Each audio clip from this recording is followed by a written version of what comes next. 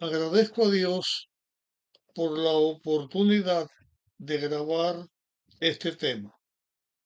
En nuestro estudio, hemos llegado al momento donde vamos a hacer una comparación entre lo que es la Pascua y lo que es el rito de comunión. En el tema anterior vimos o terminamos de estudiar en el capítulo 6 de Juan con respecto a las palabras que Jesús estaba diciéndole a aquellos que le escuchaban que era necesario que comieran su carne y bebieran su sangre si es que querían tener vida, ser resucitado y estar con Dios. Pero, ¿qué significa comer la carne y beber la sangre de Jesús? Para explicar este concepto, vamos a analizar lo que la Biblia dice con respecto a la Pascua. Vamos a referirnos a la última Pascua que se celebró en este mundo, porque fue la Pascua que se celebró justo antes de morir Jesús. Y también vamos a estudiar el inicio de lo que es el rito de la comunión, que se conoce como el rito de humildad y el de la Santa Cena. ¿Qué diferencia hay entre la Pascua y la Santa Cena? Para esto vamos a ocupar más de un tema. Primero, vamos a estudiar acerca de la última Pascua que se celebró eh, antes, la última Pascua antes de la muerte de Jesús. Vamos a analizar lo que está escrito respecto a esto de la última Pascua, lo que está escrito en Juan. Para eso utilizaremos Juan capítulo 13. Vamos a ver lo que está escrito en Mateo, en Marcos y en Lucas. También vamos a hacer referencia a lo que estaba sucediendo entre Jesús o con Jesús y sus discípulos, lo que estaba sucediendo exactamente antes de la última Pascua. En ese momento, ya Judas había decidido entregar a Jesús, ya había tenido comunicación con los dirigentes de los israelitas para entregarles a Jesús y estaban expectantes también los discípulos porque dentro de ellos había una situación difícil. Estaban discutiendo acerca de cuál sería el mayor en el reino de los cielos. El momento estaba tenso entre los discípulos de Jesús, porque ellos pensaban que ya Jesús iba a establecer su reino. No escuchaban lo que Jesús le había enseñado. Todo esto formaba parte de la lucha entre el bien y el mal, donde Dios está haciendo su obra de acuerdo con el plan de la redención para la salvación de la humanidad. Y el diablo estaba tratando de entorpecer la obra de Dios y que no se lograra el triunfo del plan de la redención. Después de decir estas cosas alrededor de lo que sucedía con la última Pascua, vamos a comenzar nuestro análisis a hablar de lo que dice Juan en su evangelio. Y vamos a comenzar en el capítulo 13. De paso, no vamos a estudiar ahora todo lo que tiene que ver con la Pascua. También volveremos a estudiar en otro momento cuando vayamos a hablar de la ritos de la comunión, vamos a hablar otras cosas más. En este tema que nos ocupa ahora es dar una semblanza de lo primero del fin de la Pascua, porque fue la última Pascua que se celebró en armonía con lo que la Biblia dice. Y también vamos a presentar algo con respecto a la comunión. Después de este tema, seguiremos estudiando acerca de el maná cuando estaba cayendo y seguiremos nuestro estudio.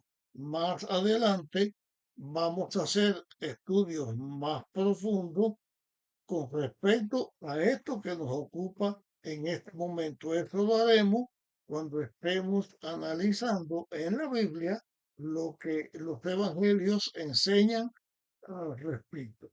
Así que Juan capítulo 13. La forma en que Juan comienza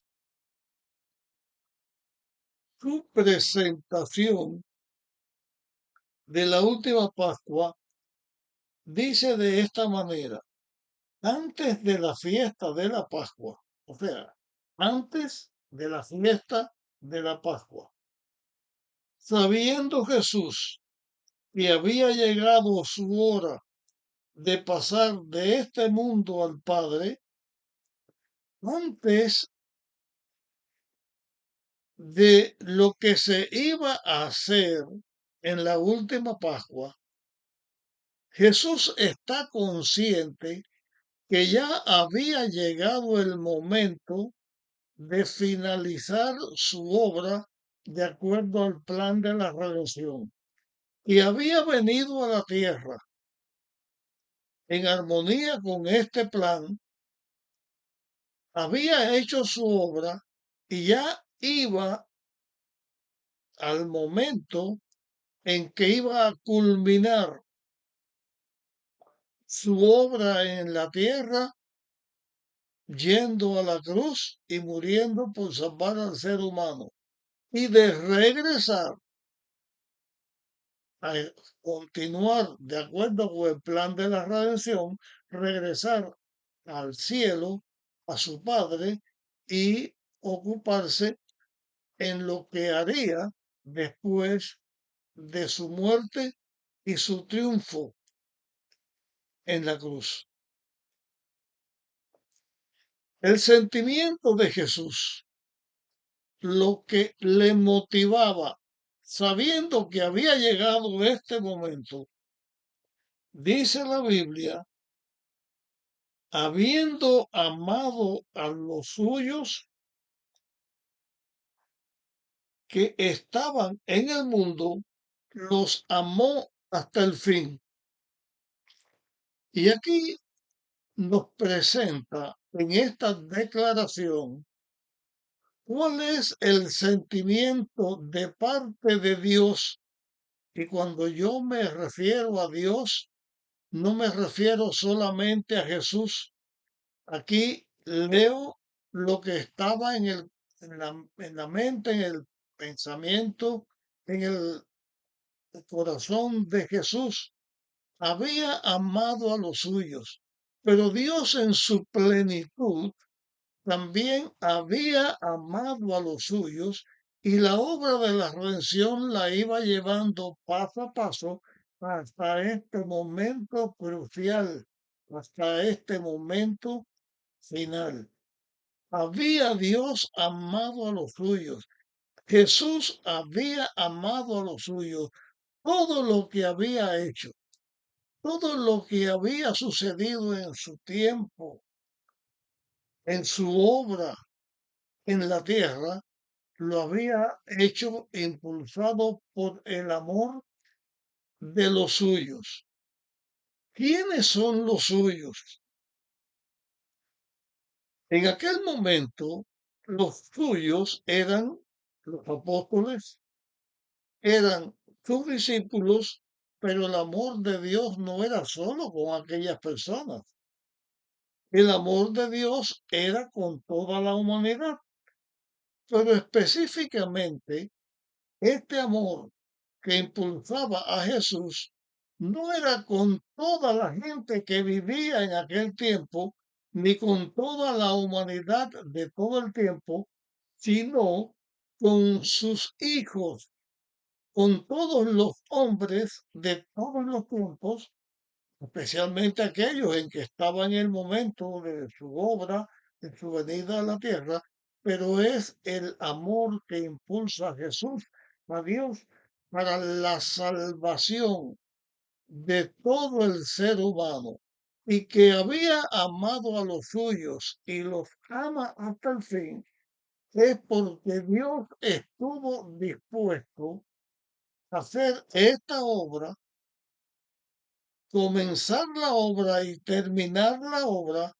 por amor a los seres humanos que iban a ser redimidos.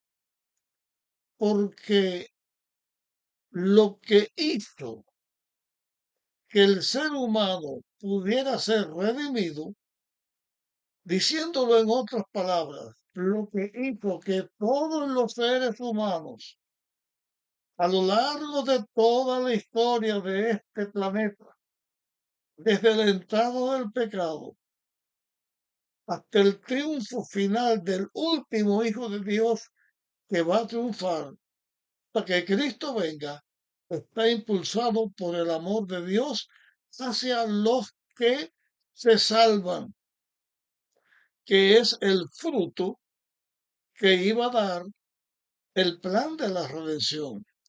También Dios ama a todos, pero una cosa son los que se salvan, que van a estar con Dios en su reino, y otra cosa son los que se pierden porque no siguen a Dios. Pero el motivo, el motor que impulsa a Dios en llevar a efecto la redención es el amor.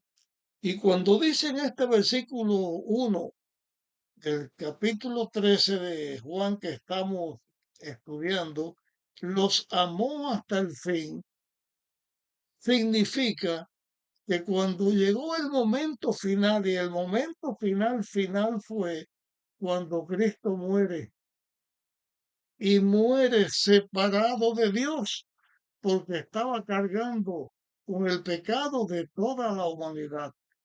Y al morir separado de Dios, fue tanto lo que sufrió, fue tanto lo que le costó la separación, que su corazón se le rompió como un globo cuando se explota. Por eso cuando el soldado romano le da el lanzazo, de su corazón sale agua y sangre, porque fue tan grande el sufrimiento que no solamente sudó gotas de sangre en el Hexemaní, sino que su corazón se le quebró.